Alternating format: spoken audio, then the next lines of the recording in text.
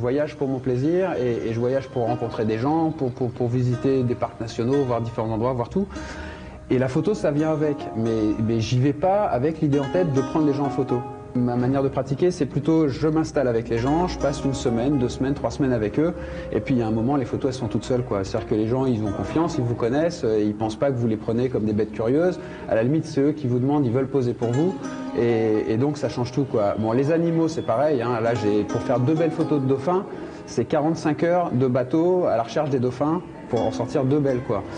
Et puis les paysages, c'est du repérage pour trouver des sites qui sont beaux et puis après attendre la belle lumière, quoi. Parce qu'en fait, il y a le cadrage et puis le paysage en lui-même, mais c'est surtout la lumière, quoi. Et la lumière, des fois, on l'attend, quoi.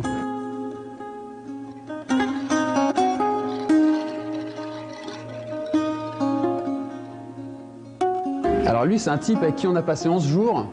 Dès le premier jour, il nous demandait de le prendre en photo, il voulait poser pour nous. C'est au bout de 4 jours, quand ils ont commencé à nous oublier, que j'ai fait cette photo. Et sur les 25 000, c'est ma préférée. Le sadhu, un sadhu, c'est un renonçant, hein. Il a fait un vœu de chasteté, il a renoncé à tous les biens matériels, etc.